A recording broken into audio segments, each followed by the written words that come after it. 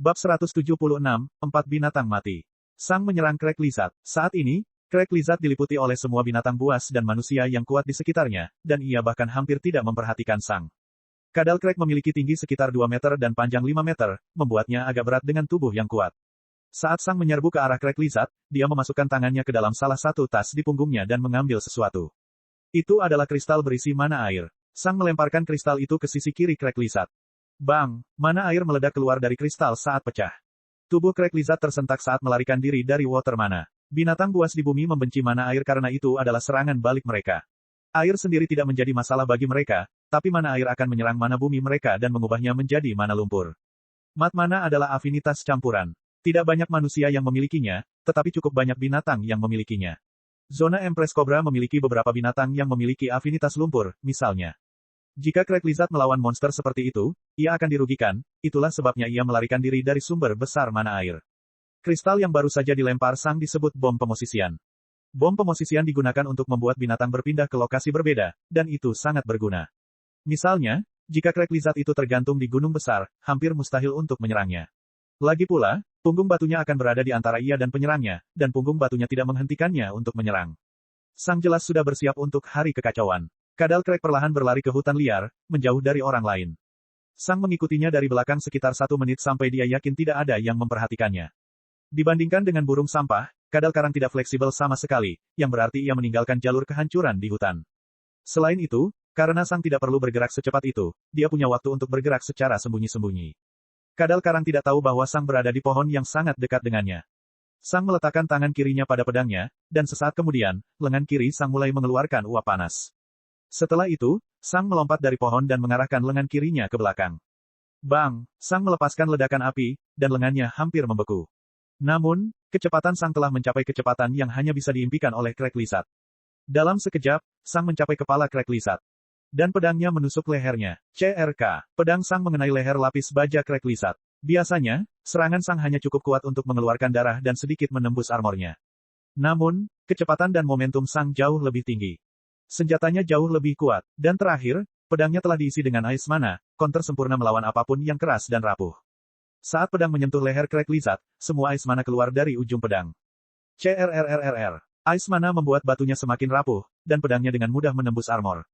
Retakan, dan itu keluar dari sisi lain. Pedang Sang telah menembus seluruh leher Crack Lizard. Bang! Tombak tanah mengenai Sang di sisi dadanya, dan kemampuan seragamnya diaktifkan. Seragam itu tidak cukup untuk memblokir seluruh serangan, tapi cukup bagus untuk sedikit mengalihkan serangan. Namun pada akhirnya, perut bagian atas Sang sebelah kiri masih tertembus tombak lebar yang terbuat dari tanah. Sang mengertakkan giginya dan dengan cepat memotong tombak tanah saat dia melompat mundur, tombak itu masih menempel di dadanya. Ledakan, kadal Crack terjatuh, 80% kepalanya putus. Pedang Sang tidak cukup panjang untuk memotong semuanya, tapi itu sudah lebih dari cukup. Kadal Crack bahkan tidak bisa berteriak lagi. Saat ia jatuh ke tanah, tubuhnya mulai kejang karena hampir tidak dapat mempertahankan sisa energi kehidupannya. Tentu saja perjuangannya tidak ada gunanya. Saat tubuh Crack Lizard mengejang karena panik, Sang memandang dengan cemberut pada tombak yang menonjol keluar dari sisi kiri perutnya. Sang segera menariknya keluar dan melemparkannya ke samping. Pada saat yang sama, Sang memerintahkan mananya untuk berkonsentrasi pada penyembuhan dadanya dan mengabaikan lengannya untuk saat ini. Risikonya bisa dikendalikan, tapi tetap saja berbahaya, pikir Sang. Untungnya, perkiraanku benar. Sang mengira dia akan terkena satu serangan, itulah sebabnya tubuhnya sedikit miring ke samping. Dia telah menerima bahwa kemungkinan besar dia akan terkena serangan, dan dia mempertaruhkan armornya. Astor rutin melakukan hal yang sama. Baju besi mereka adalah bagian dari persenjataan mereka. Menjadi pandai bertarung tidak hanya berarti mampu menggunakan senjata dengan sempurna tetapi juga menggunakan pertahanan dengan sempurna. Kemudian, Sang memandangi Crack Lizard. Selama aku tidak memberikan lawanku kesempatan untuk menggunakan kekuatannya, sepertinya mereka bahkan tidak memiliki kekuatan itu. Bahkan jika seseorang memiliki kemampuan untuk memusnahkan Zone Beast, selama aku membunuh mereka sebelum mereka dapat melepaskannya, sepertinya mereka tidak memiliki kemampuan itu sama sekali. Dalam konfrontasi langsung dengan Crack Lizard, aku bahkan mungkin terpaksa melarikan diri. Tombaknya cepat dan cukup banyak untuk menghentikan serangan apapun dari pihakku. Tujuan kadal Crack adalah untuk tidak mati, sedangkan tujuanku adalah untuk membunuhnya. Itu tidak harus menang, hanya saja, ia tidak boleh kalah. Itu membuat pertarungan menjadi lebih sulit bagiku. Namun, dengan mengambil risiko sejak dini dan tidak membiarkannya menunjukkan kekuatan pertahanannya sepenuhnya, saya berhasil menjatuhkannya. Sang melihat lubang penyembuhan di perut kirinya. Namun, saya harus menjadi lebih baik dalam hal itu. Saya yakin ada cara untuk menghindari cedera sepenuhnya. Latihan dan pengalaman, pikir Sang. Saat ini, tubuh Craig Lizard telah kehilangan hampir seluruh energi kehidupannya, dan tubuhnya hampir tidak bergerak. Saya rasa saya tidak bisa memasukkan benda itu ke dalam karung binatang dan membawanya ke belakang saya. Itu terlalu besar dan berat. Yah, aku sudah cukup banyak mendorong mobil dalam kehidupan terakhirku. Ini seharusnya tidak ada bedanya.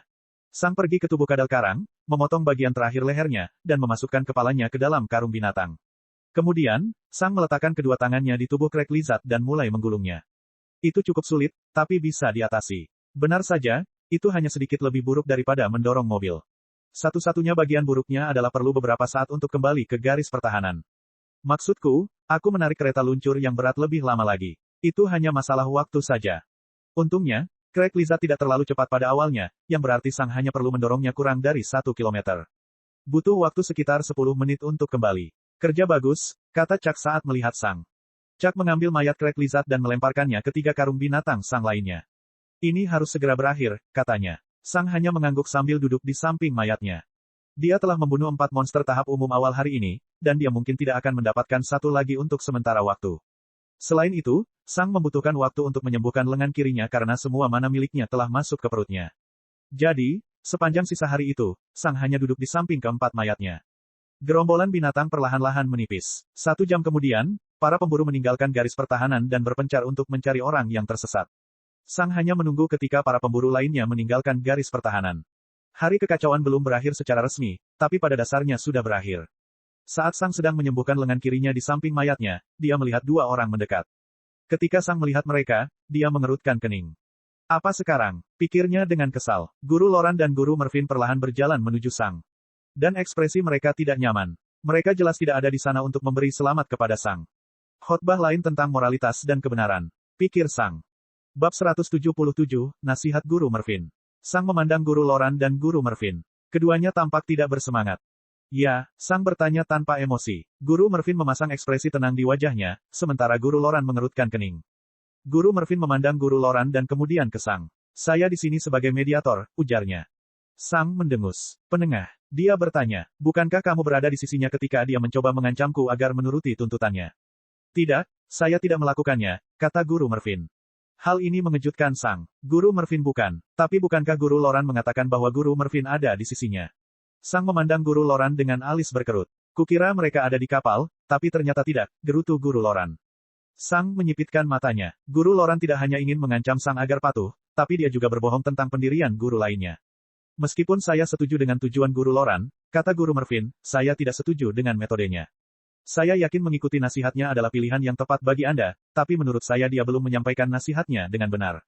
Guru Loran hanya mendengus. Sang telah mengetahui bahwa Guru Loran pada dasarnya adalah seorang lelaki tua keras kepala yang terjebak dalam caranya. Membuat dia mengakui kesalahannya pada dasarnya mustahil. Sang, kami bertiga tidak akan menghalangimu jika kamu ingin mengikuti pelatihan khusus, kata Guru Mervin. Saya juga berbicara dengan Guru Olga, dan dia setuju. Meskipun kami berharap Anda berubah menjadi lebih baik, kami tidak akan memaksakan hal ini kepada Anda. Kami adalah gurumu. Kamu adalah murid kami. Kami bisa mengajarimu apa yang benar dan salah, tapi kami tidak bisa memaksamu untuk mengikuti saran kami. Melakukan hal itu berarti menyangkal individualitasmu. Kami bisa menggunakan mata kami yang berpengalaman untuk mencari jalan terbaik, tapi hanya Anda yang bisa menempuhnya. Saat ini, Sang sudah lebih tenang. Fakta bahwa Guru Loran pada dasarnya mengancamnya dengan masa depannya telah membuat Sang kesal tanpa henti. Dalam benak Sang, ini pada dasarnya sama dengan seorang pacar yang memberikan ultimatum kepada pacarnya. Itu temanmu atau aku? Dalam hal ini, satu-satunya keputusan yang tepat adalah menyingkirkan orang yang memberikan ultimatum tersebut. Kini, ultimatum tersebut telah dibatalkan, dan semuanya kembali seperti semula. Dan jalan seperti apa yang terbaik bagiku menurut pandanganmu yang berpengalaman? Sang bertanya dengan nada aneh. Dia sendiri tidak yakin apakah itu mengejek atau serius. Di satu sisi, Sang telah memperoleh pemahaman yang cukup rinci tentang dunia, namun di sisi lain, para guru telah hidup di dunia ini selama beberapa dekade lebih lama darinya, dan mereka telah berkembang lebih jauh. Sejujurnya Sang tidak yakin apakah dia harus mempercayai mereka. Mereka jauh lebih berpengalaman dibandingkan Sang. Namun, mereka juga baru mencapai panggung komandan. Tentu saja, panggung komandan sungguh luar biasa, tetapi tujuan Sang mencapai lebih jauh lagi. Jika nasihat mereka begitu sempurna, mengapa mereka belum mencapai alam jalan sejati? Sang tidak percaya bahwa tidak mungkin mengubah kebiasaan seseorang, bahkan di usia lanjut. Pasti ada jalan ke depan.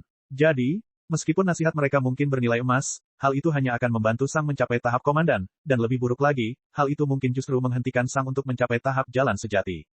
Karena itu, Sang tidak yakin apa yang harus dia berikan terhadap nasihat mereka.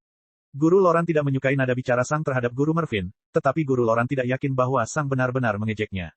Agak membingungkan. Sang, apa tujuanmu? Guru Mervin bertanya. Kekuatan, jawab Sang segera. Guru Loran tidak terlalu menyukai jawaban Sang. Orang-orang yang tujuannya hanyalah kekuasaan seringkali adalah orang-orang yang melakukan kekejaman paling mengerikan untuk memuaskan keserakahan mereka akan kekuasaan. Orang seperti itu pada dasarnya bukanlah manusia di mata Guru Loran. Hanya kekuatan. Guru Mervin bertanya dengan tenang. Ya, jawab Sang setelah beberapa saat. Namun, suaranya hanya menunjukkan sedikit ketidakpastian. Baiklah, kata Guru Mervin. Bagaimana setelah kamu mencapai tujuanmu? Setelah aku mencapai tujuanku, Sang bertanya dengan alis berkerut. Anggap saja kamu menjadi makhluk terkuat di dunia ini. Anggap saja tidak ada lagi musuh yang bisa membahayakanmu. Lalu bagaimana? Kesunyian. Untuk sementara, Sang merasa tidak yakin. Dia tidak tahu apa yang akan dia lakukan saat itu. Apakah dia akan kembali ke bumi? Tidak, tentu saja tidak. Apakah dia akan mengikuti jejak Tuhan dan menonton dunia untuk mendapatkan hiburan? Tapi lalu apa? Bukankah pada akhirnya dia akan bosan? Pikiran Sang selanjutnya tertuju pada cinta dan romansa. Saat ini, Sang tidak tertarik untuk menjalin hubungan. Memiliki hubungan berarti menginvestasikan waktu dan tenaga, yang berarti memiliki lebih sedikit waktu dan tenaga untuk pelatihannya. Suatu hubungan selalu bisa menunggu. Tapi bagaimana setelah dia mencapai tujuannya? Tentu, dia bisa menjalin hubungan. Mungkin belajar tentang apa yang ada di luar dunia ini. Mungkin mencari orang yang lebih berkuasa di luar dunia ini. Jika ada bumi, mungkin sebenarnya ada lebih banyak lagi. Kalau Tuhan itu satu, tidak bisakah ada lebih banyak lagi? Apakah kamu sudah mendapatkan jawabannya? Guru Mervin bertanya setelah melihat Sang terdiam selama lebih dari 20 detik. Banyak hal, jawab Sang. Cinta, keluarga, teman, penemuan, dan sebagainya. Ketika Guru Loran mendengar itu, wajahnya menjadi rileks. Dia takut Sang sudah menjadi orang yang terisolasi dan hanya fokus pada keserakahan mereka akan kekuasaan, tapi sepertinya bukan itu masalahnya. Sang tidak menjawab bahwa dia akan mencari kekuatan yang lebih besar lagi, hal yang paling sering dikatakan oleh orang-orang seperti ini. Tetapi jika kamu adalah makhluk terkuat, bisakah kamu membina hubungan seperti ini? Guru Mervin bertanya. Pertanyaan ini mengejutkan Sang. Sebagai orang yang paling berkuasa, Sang seharusnya bisa melakukan apa saja. Jawaban instingtualnya adalah ya. Namun, Sang juga menyadari hal lain. Sang berpikir kembali ke bumi. Kekuasaan di dunia ini bisa disamakan dengan kekayaan di bumi.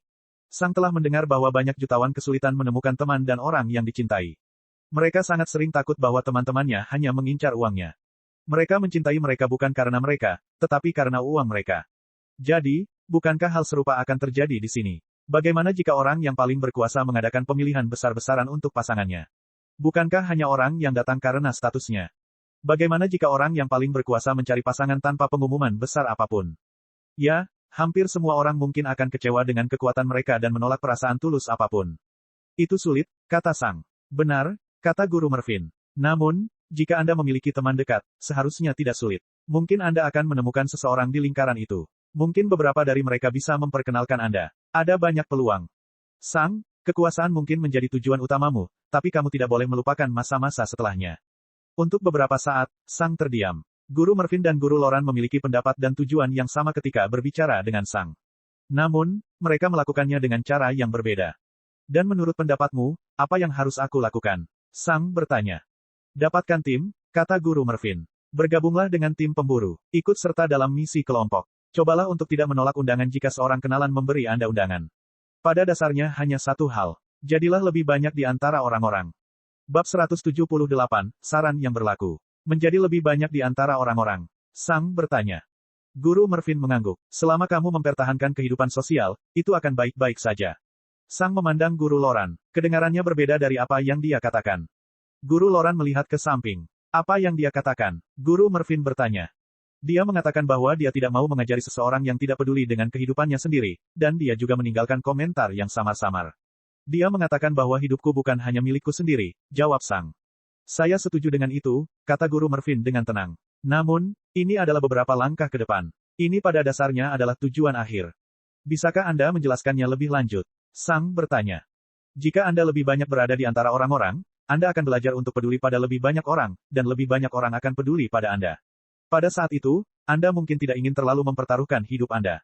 Jika Anda mati, orang-orang terdekat Anda akan menderita seperti baiklah. Dalam hal ini, hidupmu bukan hanya milikmu sendiri. Namun, dapat dimengerti bahwa ini hanyalah sebuah hipotetis bagimu saat ini. Pertama, kamu perlu lebih dekat dengan orang-orang.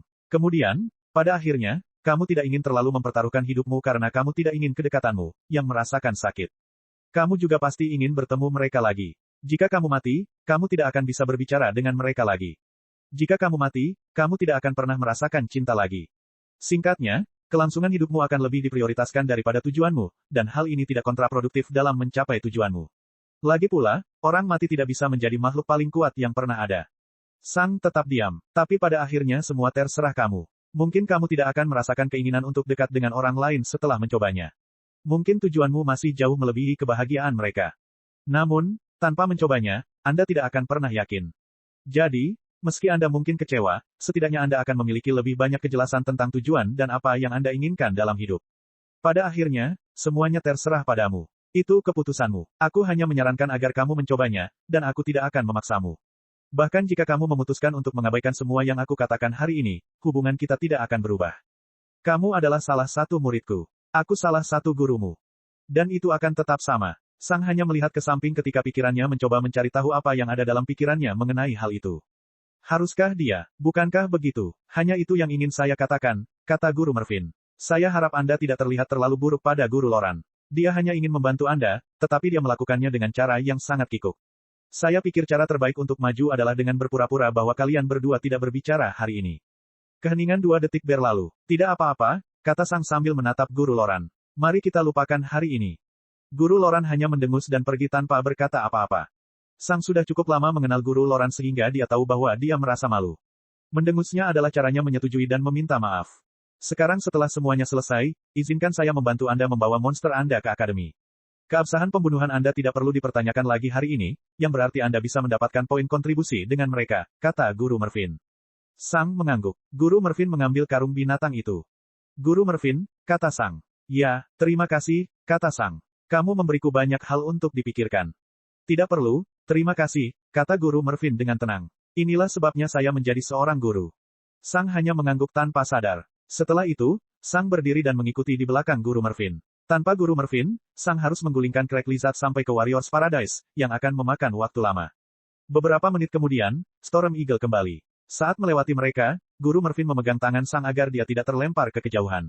Lagi pula, mereka berdua sudah berada di jalan menuju surga prajurit, yang pada dasarnya adalah sebuah tebing raksasa. Selama perjalanan, mereka berdua kebanyakan diam, namun Sang masih menanyakan satu pertanyaan. Guru Mervin, mengapa kamu begitu berbeda dari pertama kali aku melihatmu? Dia bertanya. Apa maksudmu? Guru Mervin bertanya dengan tenang. Selama ujianku, kamu banyak tertawa dan bercanda, kata Sang. Sang, ada sisi yang berbeda pada setiap orang, jawab Guru Mervin. Selama giliran kerja mereka, seorang komandan penjaga mungkin adalah orang yang paling ketat yang dapat dibayangkan, tetapi jika nanti Anda bertemu dengan komandan yang sama di bar, Anda akan melihat mereka tertawa tanpa henti. Saat itu, kamu bukan bagian dari muridku, dan tidak penting apa yang kamu pikirkan tentangku. Sekarang, ini penting. Sang melihat ke depan. Apakah pendapat orang lain tentangmu benar-benar penting? Sang bertanya. Untuk dirimu sendiri. Tidak, untuk yang lain. Ya, jawab Guru Mervin. Jawaban itu sedikit membingungkan Sang. Bisakah Anda menjelaskannya lebih lanjut? Dia bertanya. Saya tidak peduli apa yang orang asing pikirkan tentang saya, Guru Mervin menjelaskan. Pikiran mereka tidak dapat mempengaruhi hidupku. Bahkan jika seluruh sekolah percaya bahwa aku adalah pemabuk tua yang tidak punya manfaat apapun, hidupku tidak akan berubah. Namun, jika saya tidak dianggap sebagai seseorang yang berpengalaman, orang lain tidak akan mendengarkan saya ketika saya ingin mengajari mereka sesuatu. Jadi, bagi saya, itu tidak masalah. Namun, jika saya ingin memiliki kemampuan untuk mengajar dan membantu orang lain, itu penting. Beberapa detik keheningan berlalu. Jadi, ini semua tentang membantu orang lain. Sang bertanya. Itulah sebabnya saya seorang guru, kata Guru Mervin. Jika saya tidak ingin membantu orang lain, saya akan menjadi perwira tinggi di suatu tempat. Pekerjaan saya tidak akan terlalu membuat stres, dan saya tidak harus hadir setiap hari. Bagi banyak orang, kekuatan dan warisan mereka sendiri adalah yang paling penting. Namun, jika saya dapat memberikan pengaruh positif terhadap kehidupan beberapa orang, bukankah itu juga merupakan semacam kekuatan atau warisan? Kemudian, keduanya kembali terdiam. Sang mempertimbangkan pilihannya saat dia melakukan perjalanan ke Akademi Prajurit sementara Guru Mervin memberi Sang ruang untuk berpikir sendiri. Mereka berdua tiba di Exchange Hall, dan Guru Mervin bertindak sebagai juru tulis karena pegawai lainnya masih berada di jalur pertanian karena hari kekacauan. Sang menerima total 10.000 poin kontribusi untuk pembunuhannya. Di masa lalu, merupakan masalah bagi Sang untuk mengirimkan monster panggung umum yang terbunuh ke akademi. Lagi pula, sangat sulit untuk percaya bahwa seseorang di Soldier Stage berhasil membunuh seseorang. Akademi dipenuhi oleh keturunan dari keluarga kaya, dan ini semua untuk menghentikan mereka memainkan sistem. Akademi menghargai pertumbuhan dan pencapaian, bukan kekayaan. Setelah itu, keduanya berpisah. Sang kembali ke kamarnya dan duduk di tempat tidurnya. Dia masih tidak yakin apakah dia harus mengikuti saran Guru Mervin. Nasihat Guru Mervin pada dasarnya dapat diterapkan pada setiap pejuang di luar sana. Namun, Sang bukan sembarang pejuang. Menemukan tim pemburu saja sudah menjadi masalah besar bagi Sang. Sang memiliki afinitas unik yang tidak boleh diketahui oleh siapapun. Orang-orang dengan afinitas kegelapan dan cahaya sudah sangat dicari oleh keluarga sihir yang berbeda. Bahkan Guru Niria merahasiakan afinitas kegelapannya, dan dia adalah prajurit panggung komandan yang kuat. Jika Sang bergabung dengan tim pemburu, dia harus merahasiakan semuanya, yang berarti dia bahkan tidak bisa mengerahkan seluruh kemampuannya dalam perburuan. Selain itu, Sang tidak akan mendapat kesempatan untuk menguji dan berlatih dengan kekuatan penuhnya. Lalu, ada prosedurnya. Prosedurnya akan segera dilakukan. Faktanya, itu akan terjadi besok. Ya, besok adalah hari prosedurnya. Hasil dari prosedur ini mungkin juga sedang diawasi, dan pada dasarnya apapun bisa terjadi. Sang bisa menjadi selebriti. Sang mungkin mendapatkan rahasia lain yang tidak boleh diketahui oleh siapapun. Mungkinkah prosedur ini akan mengubah penampilan Sang? Mungkinkah itu akan mengubah kekuatannya sehingga tak seorang pun boleh melihatnya? Pada dasarnya segala sesuatu bisa saja terjadi. Karena semua alasan ini, belum tentu mengikuti saran Guru Mervin akan menjadi tindakan terbaik. Lagi pula, Guru Mervin belum mengetahui semua informasi tentang Sang sebelum mengambil keputusan. Aku harus menunggu besok. Aku masih bisa memutuskannya nanti. Setelah itu, Sang berdiri dari tempat tidurnya dan mengeluarkan pedang. Mari kita lakukan rutinitas harian kita, kata Sang. Pedang tidak menjawab. Pedang ternyata agak pendiam, dan hanya berbicara jika diperlukan. Di satu sisi, itu mirip dengan Sang. Sang juga tidak banyak bicara. Bab 179, masalahnya.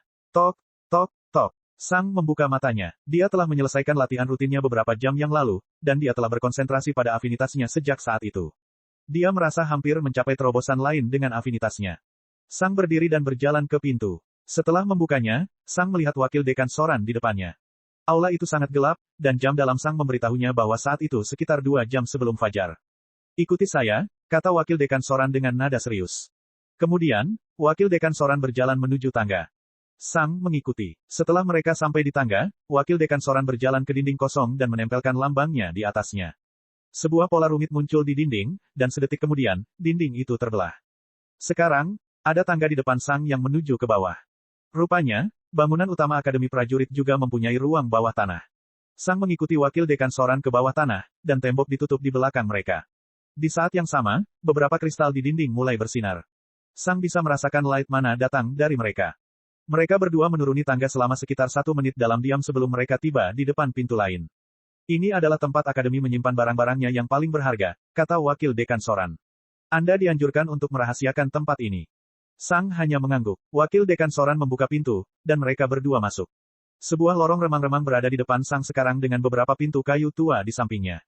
Begitu Sang memasuki lorong, dia merasa seperti tenggelam dalam gelombang elemental mana. Anehnya, sebagian besar elemental mana adalah darkness mana. Aku sudah curiga kalau Akademi juga menjual biji kegelapan, pikir Sang. Terkejut, wakil dekan Soran bertanya, naik apa? Sang bertanya. Saya tahu afinitas aneh Anda, kata wakil dekan Soran. Apakah kamu terkejut karena kamu bisa merasakan begitu banyak mana kegelapan? Ketika Sang mendengar bahwa Soran mengetahui afinitasnya, dia menjadi sedikit gugup. Wakil dekan Soran bukanlah penggemar terbesar Sang, dan dia tahu itu. Ketika wakil dekan Soran melihat reaksi Sang, dia menghela nafas. Anda masih curiga dan skeptis, kata wakil dekan Soran. Tahukah Anda bahwa jika seseorang sangat tidak percaya pada semua orang, kemungkinan besar dia juga tidak bisa dipercaya. Orang yang suka menipu berasumsi bahwa semua orang di sekitarnya juga menipu karena itulah yang mereka pikirkan. Sang tidak menjawab. Jika kamu adalah orang baik, aku akan memberitahumu bahwa aku tidak punya alasan untuk melakukan apapun padamu dan bahwa aku adalah seseorang yang salah dalam hal keyakinan. Mengapa kamu salah dalam hal keyakinan? Sang bertanya dengan alis berkerut. Jika wakil dekan Soran lebih cenderung mempercayai seseorang daripada tidak mempercayainya, bukankah dia akan membuka diri terhadap segala macam penipuan? Itu disebut kepercayaan diri, Sang, kata wakil dekan Soran. Jadi bagaimana jika seseorang berbohong padaku atau mengkhianatiku? Aku cukup percaya diri sehingga aku tahu aku bisa menghadapi semua konsekuensinya. Tapi saya tahu Anda dan saya tidak memiliki ideologi yang sama, Sang, kata wakil dekan Soran. Jadi, Izinkan saya menenangkan Anda dengan kata-kata yang mungkin sesuai dengan pola pikir Anda. Sang hanya memandang Soran. Kamu hampir tidak layak mengkhianati guru seumur hidupku dan Duke, kata wakil dekan Soran. Kurang gugup sekarang. Di satu sisi, emosi Sang sedikit gusar dengan serangan verbal tersebut, namun di sisi lain, perkataan Soran justru meredakan kegugupan Sang. Benar, melakukan sesuatu padanya bahkan tidak sepadan. Ingatlah satu hal, Sang, kata wakil dekan Soran. Jika kami mengejar kekuasaan dengan liar, kami tidak akan membuka sekolah. Kami, Sang bertanya dengan alis terangkat. Ya, benar, jawab wakil dekan Soran saat mereka berjalan menyusuri lorong. Akademi prajurit baru berusia 30 tahun. Saat itu aku sudah menjadi prajurit panggung komandan, dan dekan sudah menjadi guruku selama bertahun-tahun. Sang terkejut ketika dia mendengar berapa lama wakil dekan Soran telah menjadi prajurit panggung komandan. Pada tahun lalu, Sang telah belajar tentang umur panjang yang diperpanjang dan peningkatan kekuatan yang ditimbulkannya. Prajurit panggung prajurit hidup selama manusia yang sangat sehat. Prajurit panggung umum hidup sampai usia sekitar 150 tahun. Dan prajurit panggung komandan hidup sampai usia sekitar 250 tahun. Adapun tahap jalan sejati, itu adalah hal yang tidak diketahui. Bagaimanapun, dekan adalah prajurit tahap jalan sejati yang pertama. Penyihir di setiap alam umumnya hidup beberapa dekade lebih lama, tapi itu disebabkan oleh banyak metode untuk memperpanjang hidup mereka. Cara-cara ini tidak berlaku untuk para pejuang. Ini adalah perbedaan tambahan antara fondasi yang dimiliki para pejuang dan penyihir. Namun, Sang belum mengetahui bahwa wakil dekan Soran telah menjadi murid dekan selama itu. Setelah berjalan beberapa saat, wakil dekan Soran membuka pintu tua yang tampaknya acak di samping dan masuk. Sang mengikuti wakil dekan Soran. Ketika Sang melihat ruangan itu, perasaan dingin dan menindas melanda dirinya. Tidak banyak yang ada di ruangan itu. Pada dasarnya itu hanya sebuah sel yang agak besar. Satu-satunya perabot yang perlu diperhatikan adalah meja yang terbuat dari logam dingin di tengah ruangan dengan noda darah kering di atasnya. Itu mengingatkan Sang pada meja operasi. Di sudut, Sang melihat benda kecil bersisik. Dia tidak bisa melihat keseluruhannya karena punggungnya menghadap ke arahnya. Apa yang dia lihat adalah benda itu lebarnya sekitar 30 cm dan sisiknya berwarna hitam pekat. Begitu Sang melihatnya, dia merasakan sesuatu yang familiar. Setengah hari yang lalu, Sang merasakan perasaan yang sama. Itu adalah perasaan yang dirasakan Sang sebelum dia melihat Ice Wyvern. Benda yang ada di pojok terasa berbahaya bagi Sang, tapi dia juga merasa benda itu familiar, meski dia belum pernah melihat benda itu sebelumnya. Ketika Sang melihat benda itu tiba-tiba mulai bergerak, dan ia menoleh ke arah Sang. Itu masih hidup. Sekarang, Sang akhirnya bisa melihat wajahnya. Menghadapi, tidak ada wajah. Kepalanya hanyalah kepala cacing dengan banyak gigi. Namun, Sang merasa ada mata hitam di belakang tenggorokannya, meski dia tidak bisa melihatnya. Untuk sesaat, Sang merasa seolah hanya dia dan benda itu yang ada di ruangan itu. Di sampingnya, alis Soran berkerut. Kemudian, benda itu perlahan berdiri. Kaki depannya terlihat mirip dengan lengan manusia, dan bahkan ada sesuatu yang bisa disebut tangan. Namun, jari-jarinya memiliki cakar yang sangat panjang, hampir sepanjang lengannya. Benda itu perlahan mulai berjalan menuju Sang. Tanpa sadar, Sang mengulurkan tangannya ke arah benda itu. Dia punya keinginan untuk menyentuhnya. Tiba-tiba, benda itu jatuh ke tanah, tak sadarkan diri. Segera setelah benda itu kehilangan kesadarannya, pikiran Sang kembali ke masa sekarang, dan rasa dingin menjalar di punggungnya. Apa itu tadi? Ini hampir seperti saya menggunakan autopilot. Sang berpikir sambil menarik napas dalam-dalam. Memukau. Sang mendengar suara yang dikenalnya dan melihat ke samping dengan heran. Dia tidak menyadari ada lebih banyak orang di sini. Seluruh perhatiannya tertuju pada hal itu. Termasuk Sang, ada 6 orang di ruangan itu. Sang bisa melihat wakil dekan Soran dan dekan berdiri di samping 2 orang lainnya. Orang yang baru saja berbicara berada di samping dekan. Dia memiliki rambut panjang berwarna hijau, dan wind mana berputar di sekelilingnya seperti pusaran air. Itu adalah Duke Angin Puyuh. Dan di samping Duke Warwine. Siapa yang mengira aku akan menemuimu di luar pelajaran reguler kita? Mateo hanya tersenyum ramah saat berbicara. Namun, masih ada 1 orang lagi. Di sudut ruangan, Sang juga bisa melihat wakil dekan Ranos. Dia sedang melihat ke arah Sang dan benda di tanah dengan alis berkerut. Bab 180, saat-saat terakhir. Aku tidak menyangka kalian berdua ada di sini, kata Sang sambil memandang Duke Warwine dan Matthew. Mateo hanya tersenyum sopan. Saya adalah calon Duke, dan ayah semakin melibatkan saya dalam hal-hal semacam ini. Duke Warwine tersenyum bangga sambil meletakkan tangannya di bahu Mateo. Dia belum menjalaninya dengan mudah, tapi sudah tidak ada keraguan lagi dalam pikiranku bahwa dia akan mencapai alam penyihir tinggi. Dia mungkin akan menjadi lebih kuat dariku di masa depan. Ekspresi Mateo tidak berubah mendengar kata-kata ayahnya. Sang bisa merasakan jarak tertentu antara Mateo dan ayahnya. Pokoknya, Sang, kata Duke Warwine sambil menyeringai. Aku yakin kamu menganggap dirimu cukup pintar setelah mengambil sumber mana gurita S2 dan berhasil menyembunyikannya dariku. Sang merasakan campuran antara kegugupan dan sedikit rasa bersalah. Bagaimanapun juga, dia pada dasarnya telah mencuri sesuatu dari Duke Warwine.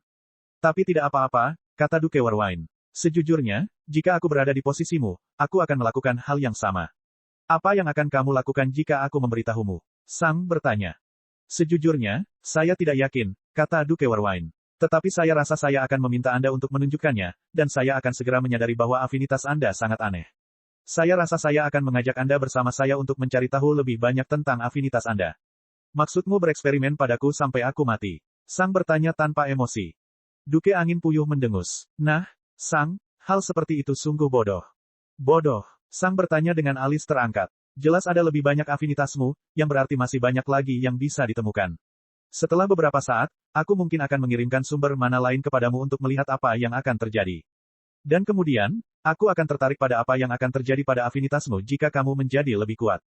Tetapi karena kamu memiliki tubuh seorang pejuang, kamu jelas tidak bisa menjadi seorang penyihir.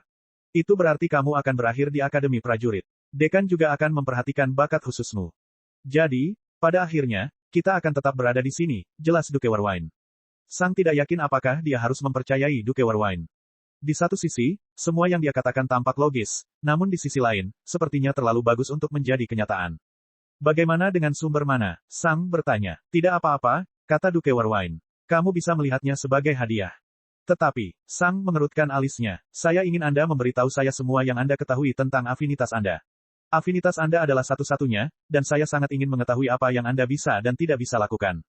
Apakah kamu tertarik untuk mencoba beberapa mantra eksperimental? Berdasarkan afinitasmu, aku bisa membuat beberapa di antaranya. Itu tidak akan menjadi sesuatu yang mewah, tapi itu akan memberimu lebih banyak informasi tentang afinitasmu. Duke Warwine menepuk pundak putranya lagi. Tentu saja, Mateo akan bersamamu saat kamu mencoba mantranya. Kalian berdua bisa mengerjakan mantranya, dan Mateo akan memberikan hasilnya kepadaku. Jadi, bagaimana menurutmu? Duke Angin Puyuh bertanya. Mencoba mantra, Sang pasti tertarik, tapi dia juga merasa waspada. Ini adalah penyihir agung. Siapa yang tahu mantra apa yang bisa dia ciptakan? Bagaimana jika dia membuat mantra yang akan menghancurkan kesadaran Sang dan menjadikannya boneka yang tidak punya pikiran? Sang memandang ke arah dekan yang diam. Namun, kelangsungan hidup saya sangat penting bagi dekan. Jika saya meninggal mendadak, prosedurnya akan terlihat gagal di mata publik. Duke Warwine pasti tertarik, tapi aku ragu dia akan membuang kerja keras dekan ke tempat sampah hanya karena rasa penasarannya. Jadi, untuk saat ini, aku harus aman. Jika Duke Warwine mencoba sesuatu, itu tidak akan terjadi dalam beberapa tahun mendatang. Juga, alasan apa dia harus membunuhku? Saya adalah sumber keingintahuannya, dan dengan membunuh saya, dia pada dasarnya membunuh ayam demi telurnya. Untuk saat ini, aku tidak melihat alasan mengapa Duke ingin menyakitiku.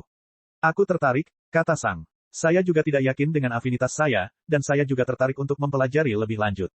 Senyum Duke Angin Puyuh melebar. Senang sekali mendengarnya. Saya akan menyiapkan beberapa mantra nanti untuk Anda coba. Tentu saja, jika Anda masih merasa tidak nyaman dengan efek mantranya, Anda dapat bertanya kepada penyihir manapun tentang mantra tersebut. Mengetahui tentang mantra saja tidak akan cukup, tidak mengungkap apapun. Namun, saya meminta Anda untuk lebih berhati-hati dengan mantra yang melibatkan afinitas terang dan kegelapan. Beberapa penyihir mungkin curiga tentang bagaimana Anda mendapatkan mantra ini. Sang mengangguk. Terima kasih, Adipati Angin Puyuh. Sepertinya kita akan bekerja sama sampai tingkat tertentu mulai sekarang, Sang, kata Mateo. Saya menantikannya, kata Sang. Sekarang, kata Duke Warwine setelah berjalan ke salah satu dinding. Saya yakin ini waktunya untuk acara utama. Kamu bisa mulai. Mateo dan aku akan mengawasi dari sini. Sementara Duke Warwine dan Mateo menunggu di salah satu dinding, Wakil Dekan Soran menunggu di dekat pintu. Wakil Dekan Ranos mengamati semuanya dengan diam dari sudut ruangan. Meskipun Duke Warwine dan Mateo berbicara dengan nada ringan dan santai, seluruh suasana ruangan terasa menekan bagi Sang. Dua wakil dekan mengawasi Sang dengan mata serius, dan salah satu dari mereka bahkan menghalangi pintu. Bersama dengan meja berlumuran darah dan benda tak sadarkan diri di sudut, seluruh ruangan terasa gelap dan menyesakan. Dia telah menerima untuk menjalani prosedur ini dengan sukarela, tetapi karena alasan tertentu, dia merasa dia tidak berada di sini atas kemauannya sendiri. Dari 5 orang lain di ruangan itu, hanya Mateo yang berada sedikit di level Sang. Orang terlemah berikutnya sudah berada di panggung komandan puncak. 2 di antaranya bahkan berada di alam keempat. Ini bukan sekadar pertemuan acak di ruangan gelap.